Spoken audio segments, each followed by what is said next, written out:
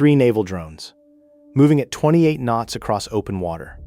Radar cross-section smaller than a seagull. No crew aboard, no one to lose. And somewhere in the darkness of the Black Sea, a Russian warship sits at patrol speed, its crew convinced the drone threat has been solved. They are wrong. This is the story of one of the most precise naval ambushes in the Black Sea conflict. A coordinated strike by Ukrainian Magura V5 sea drones against a Russian patrol vessel that Moscow had quietly repositioned to what its commanders believed was a safe patrol corridor. A ship that carried advanced close-in weapon systems specifically designed to defeat exactly this kind of attack. It failed anyway. How it failed, why it failed, and what it means for every Russian warship still operating in these waters. That's what we're breaking down today on Conflict East. I'm your host at Conflict East, where we analyze the battles that change wars. Before we get into the mechanics of the strike itself, you need to understand what was happening in the weeks leading up to it. This engagement didn't begin when the drones launched. It began months earlier, in a pattern of Ukrainian naval pressure that had fundamentally reshaped how the Russian Black Sea Fleet operated. The Russian Black Sea Fleet had been hemorrhaging, not from conventional naval combat. Ukraine has no surface fleet to speak of, but from a form of maritime warfare that no naval doctrine had fully anticipated. Ukrainian sea drones, small autonomous surface vehicles packed with explosives, had already claimed the landing ship Olenogorski-Gornyak, the patrol vessel Sergei Kotov, and had damaged the flagship Moskva before it was finished off by Neptune anti-ship missiles. The fleet's headquarters in Sevastopol had been struck multiple times. The Kerch Bridge had been hit twice. Russian naval commanders adapted. They moved their most valuable vessels to Novorossiysk, farther east, beyond the range of the earliest generation Magura drones. They installed new electronic countermeasures. They deployed helicopter patrols to detect surface contacts at extended range. They integrated acoustic sensors with their close-in weapon systems. The fleet had studied every drone attack, extracted every lesson, and built what its commanders sincerely believed was an effective defensive architecture. That architecture had one assumption baked into its foundation. Ukrainian drones would come from the direction of Odessa or the Ukrainian coast, from the west and northwest, from the direction they had always come from before. That assumption was about to be tested. Ukrainian naval intelligence, working in close coordination with GUAR, military intelligence, and Western satellite reconnaissance partners, had been tracking the operational patterns of Russian Black Sea Fleet vessels for months. They had identified a new patrol corridor that Russian ships were using along the eastern approaches to Crimea. The corridor had been established precisely because it seemed low risk. It sat at a distance where older generation Magura drones, launched from the Odessa direction, would be operating at the edge of their range. Reduced speed, reduced maneuverability. What Russian planners had not accounted for was that the Magura V5 had been upgraded, range extended, speed increased. Navigation refined with improved inertial guidance that reduced reliance on GPS signals that could be jammed. And Ukrainian operators had developed a new launch methodology. Not from the Ukrainian coast at all, but from pre-positioned maritime assets operating under commercial cover in international waters. The planning phase for this specific operation ran for approximately 11 weeks. That is not an exaggeration. Ukrainian naval drone operators and their GUAR handlers spent nearly 3 months building the intelligence picture for a single strike against a single vessel. Those 11 weeks were not spent comfortably. Intelligence officers working the Maritime Target Development Cell were cross-referencing satellite imagery passes with signals, intelligence intercepts, building a pattern-of-life model for the target vessel's patrol schedule from hundreds of individual data points. They tracked when the ship refueled, which anchorage it used, how long its crew rotations ran, what electronic emissions it produced during different operational modes. They built a model of the Pantsir-M's radar sweep intervals from passive signals collection taken during previous patrol transits. Every piece of information was cataloged, cross-checked, and fed into the operational planning model that would determine the exact timing, geometry, and sequencing of the strike. Intelligence officers later described the accumulated file on this single vessel as running to several hundred pages of analysis before a single drone was prepared. Which weapon proved deadliest in this engagement? Was it the Magura V5 itself? The navigation system that let it avoid electronic countermeasures? Or the tactical coordination that put multiple drones on different approach vectors simultaneously? Comment your answer below. We'll come back to this at the end. The vessel they were targeting was a Karakurt-class Corvette. These ships were relatively new additions to the Russian fleet. Small, fast, designed for coastal and littoral warfare. Displacement of around 800 tons. Length of approximately 67 meters. Armed with 8 Kalibr cruise missiles as their primary offensive armament, meaning this wasn't just a patrol ship. Every surviving Karakurt-class Corvette was a potential strike platform capable of hitting Ukrainian cities from safe standoff distance. It also carried the Pantsir-M naval close-in weapon system, a sophisticated automated gun and missile combination adapted for maritime use, designed to intercept exactly the kind of surface and aerial drone threats Ukraine was deploying. The specific vessel Ukrainian intelligence had targeted had recently returned from what Russian naval communications, intercepted and analyzed, described as a systems evaluation patrol. The Pantsir-M installation had undergone modifications. Its tracking radar had been upgraded. Its automated engagement parameters had been refined based on lessons from previous drone encounters. Russian commanders aboard and ashore were confident in its capability. The crew complement was approximately 52 personnel, professional, experienced naval sailors. Many had been at sea since the early months of the conflict. Several had been aboard during previous drone encounters and had drilled the emergency response procedures until they could execute them in darkness, in noise, in the controlled chaos that follows a contact alarm at 2 in the morning. That experience would matter. It would also not be enough. Among those 52 sailors were men whose families waited in Sevastopol and Novorossiysk and Rostov-on-Don. A chief petty officer with 18 years of service who had been requesting shore duty for 6 months. A young engineer on his first extended patrol, 23 years old, who had called his mother 2 days before departure. A damage control specialist regarded by his division as the best they had. The man his colleagues expected to hold the ship together if something went wrong. These were not abstractions. They were trained professionals placed at risk by commanders who believed their defensive systems made the risk acceptable. Stay with me, because what happens in the next sequence of events dismantles everything the Russian Navy believed about its drone defenses. Ukrainian operators began the pre-launch phase at approximately 11:30 p.m. The night was chosen deliberately. Cloud cover forecast at 70%. No moon. Wind at 12 knots from the southwest, creating enough surface chop to make radar detection of low-profile surface vessels difficult while remaining within the operating parameters of the Magura V5 guidance systems. The Magura V5 is a remarkable piece of engineering for a country that was not, before this conflict, a significant naval power. It measures approximately 5 meters in length, draft of approximately 400 millimeters. What gives it that nearly invisible radar profile? It carries a warhead of approximately 320 kilograms of explosive, enough to seriously damage or sink a vessel of the Karakurt size, particularly if detonated at or below the waterline. Its maximum speed is reported at approximately 42 knots, though operational speed during approach is typically held lower to reduce acoustic signature in wake. Its range with the upgraded power plant runs to approximately 800 kilometers. Each of the 3 drones deployed on this mission had been physically inspected by its assigned technician team in the 72 hours before launch. Hull integrity checks, warhead arming circuit verification, navigation system calibration runs against known reference points, battery pack load testing, seal condition assessment at every access panel and sensor port. The maintenance logs for each unit ran to dozens of checklist items, initialed by the technician responsible for each.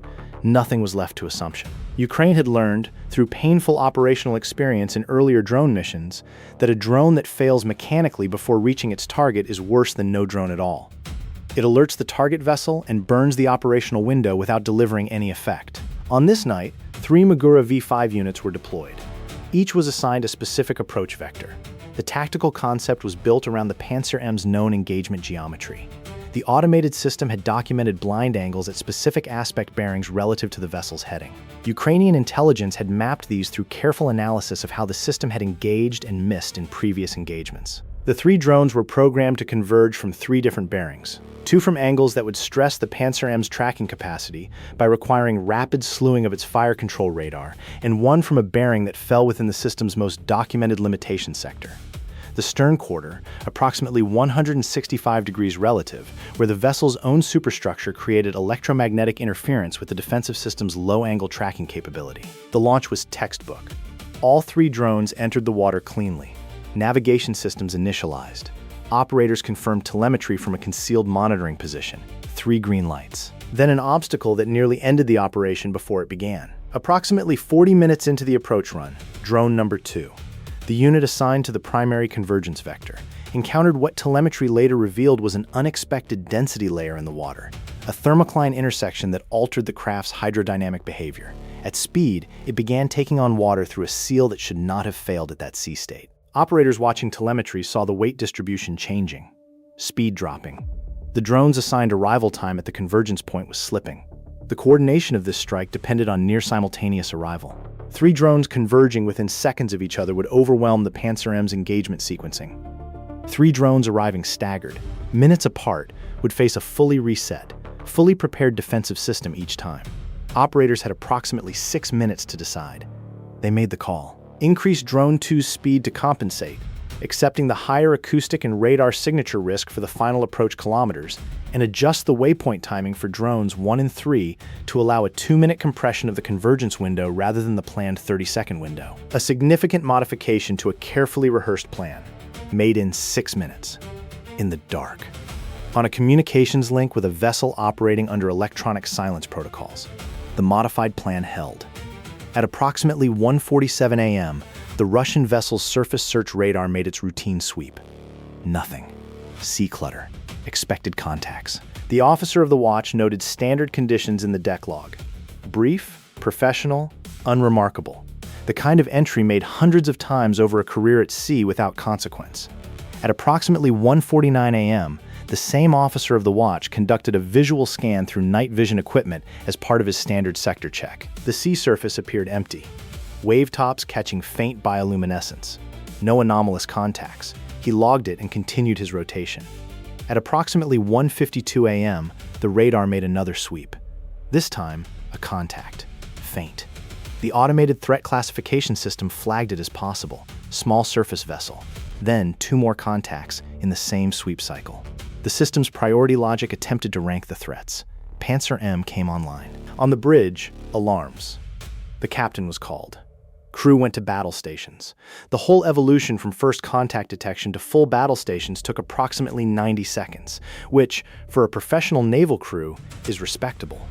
How many drones did the Pantsir-M engage before impact? How many rounds did it fire? Comment A if you think it got all 3, B if you think it got 2, key if you think it got 1. The answer comes later in this breakdown.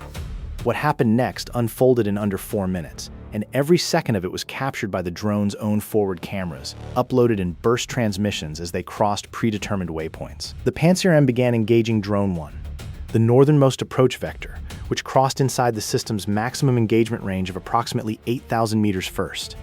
The system's 30mm autocannon opened fire, tracers across dark water. The drone's forward camera showed the tracers crossing its path. Close, but tracking behind as the drone executed a pre-programmed evasion weave, a shallow serpentine pattern at speed that broke the autocannon's fire control solution just long enough. First burst missed. System recycled. The fire control radar attempted to slew to acquire Drone 3, now crossing into engagement range from the stern quarter bearing. This is where the Pantsir-M's documented limitation came into play. The radar slew rate versus the bearing rate of a fast-moving close contact at that angle created a tracking lag. The system fired 2 missiles. One tracked the drone and detonated at proximity distance, close enough to damage the craft's antenna array but not to destroy it. The drone lost its uplink telemetry in that moment, going autonomous on its stored navigation program. Still running. Still on course. The second missile lost lock in the electromagnetic interference caused by its own proximity detonation. Missed cleanly. The Pantsir-M swung back to Drone 1, now inside 3,000 meters. The autocannon fired again. This burst was accurate. Drone 1 took hits. Its camera feed fragmented. Its speed dropped catastrophically. But Drone 3 was now inside 1,500 meters. And Drone 2, approaching from the modified vector, was inside 2,000 meters. 2 simultaneous threats, converging at closing speeds that gave the Pantsir-M's sequential engagement logic no time to fully solve either. The system prioritized Drone 2. Missiles away. 1 hit. Drone 2 detonated at approximately 800 meters standoff, a warhead detonation short of the hull, but close enough that the pressure wave and fragmentation reached the vessel's waterline and lower hull plating. Drone 3. Stern quarter, 400 meters. The Pantsir-M's autocannon slewing through maximum depression angle, rounds cutting water. The drone's camera showed the ship's hull rising to fill the frame. Impact. The Magura V5 detonated against the Karakurt-class hull at the waterline, port quarter, at approximately 1:56 a.m., 320 kilograms of explosive against 800 tons of warship. The detonation breached the hull plating in a section aft of the main engineering spaces, opening a rupture approximately 4 meters across and extending below the waterline. Seawater began entering the engineering compartment. The secondary effects of Drone 2's standoff detonation were simultaneously becoming apparent. The pressure wave had distorted the hull, plating along a 15-meter section of the port side, opening seams in the hull's lower strakes. Not a clean breach, but a compromise of watertight integrity across multiple frames. Within 8 minutes of impact, the Karakurt had developed a list of approximately 12 degrees to port. Within 18 minutes, the list had increased to 22 degrees. Damage control teams were working. The crew of 52 professional naval sailors were doing exactly what they had trained to do: shoring bulkheads, activating pumps, isolating flooding compartments, organizing rescue from below decks. This was not chaos. This was a trained crew fighting to save their ship. They were losing. The damage control specialist, the one his division regarded as the best they had, was coordinating the aft compartment response. He directed his team to shore the bulkhead between the flooded engineering space and the adjacent compartment with timber braces while the pumps struggled against the inflow rate. For approximately 11 minutes, the shore held. The flooding slowed. There was a period, between 14 and 20 minutes after impact, when the damage control teams believed they might save her. The list stabilized briefly at 19 degrees. The pumps were making progress against one of the 3 active flooding points. Then the compromised seam on the lower port strake, the one weakened by Drone 2's pressure wave, opened further under the lateral stress created by the list itself. The inflow rate doubled. The shore on the aft bulkhead gave way under the new pressure differential. The flooding became uncontrollable. Ukrainian satellite reconnaissance, tasked to the area within hours, would later confirm what the crew and Russian Naval Command already knew.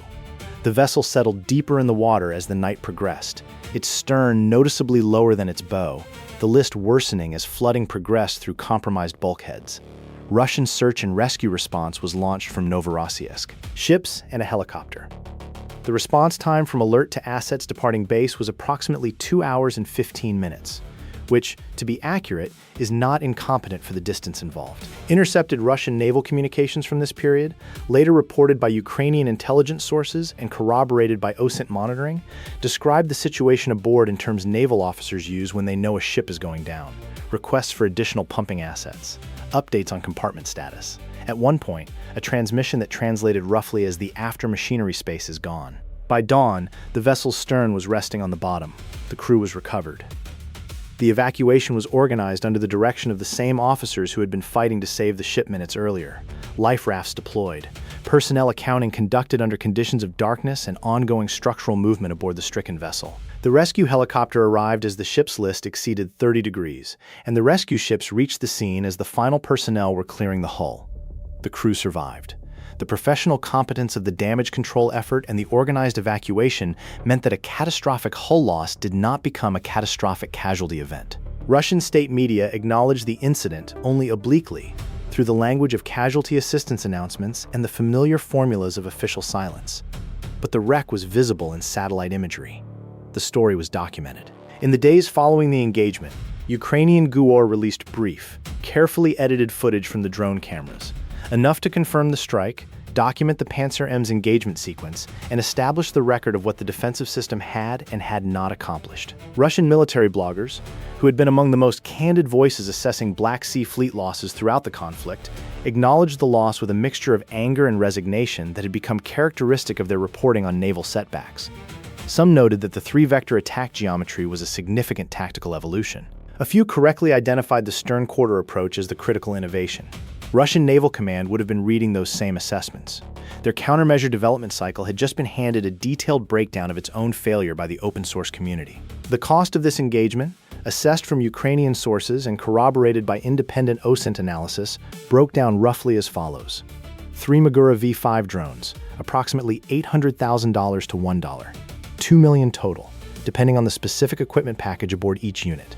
Operator time, intelligence development, planning, unquantifiable in direct dollar terms, but significant. The Russian vessel, a Karakurt-class Corvette.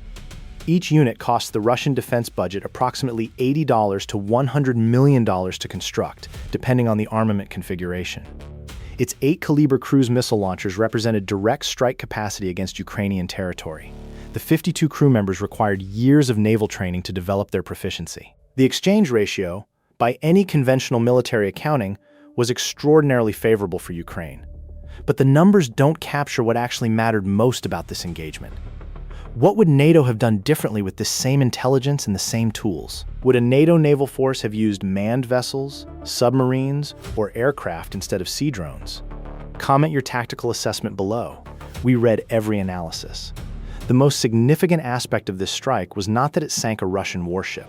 Ukrainian naval drones had sunk Russian warships before. The most significant aspect was the specific way it neutralized the Pantsir-M. Russian naval commanders, working from the lessons of previous Ukrainian drone attacks, had specifically upgraded and adapted their close-in weapon systems to defeat the Magura threat.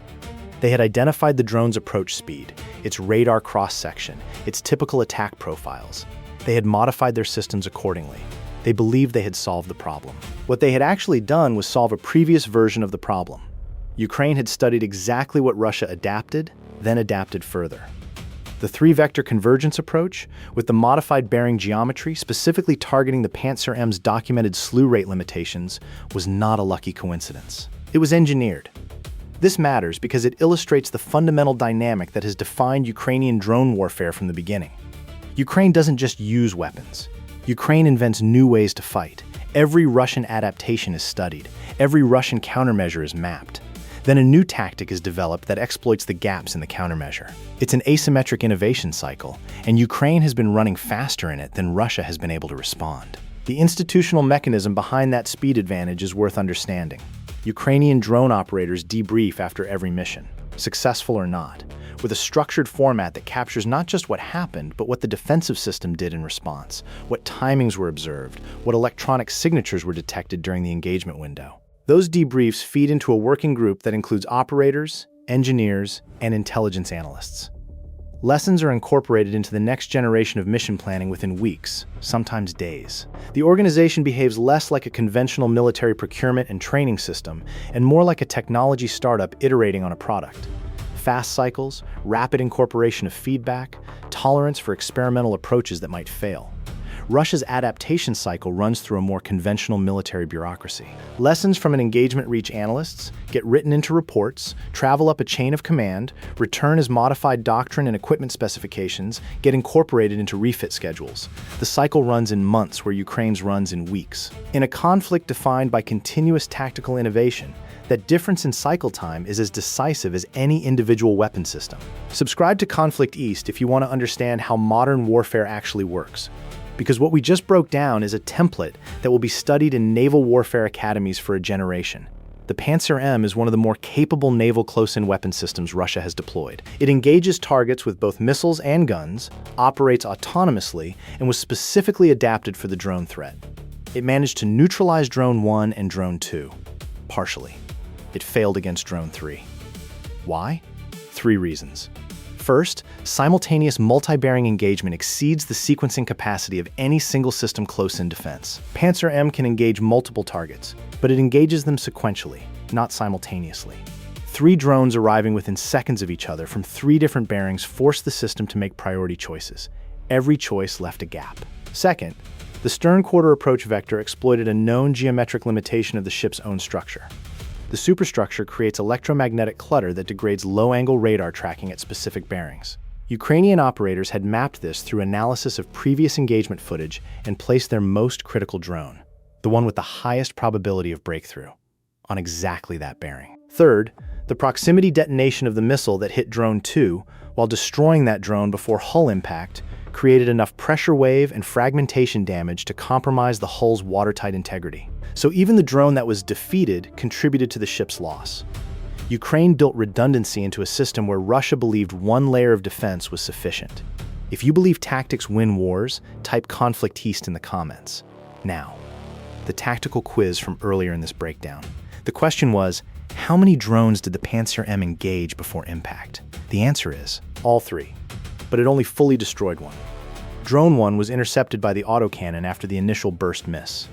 The Pantsir-M hit it with a corrected burst at approximately 2,800 meters.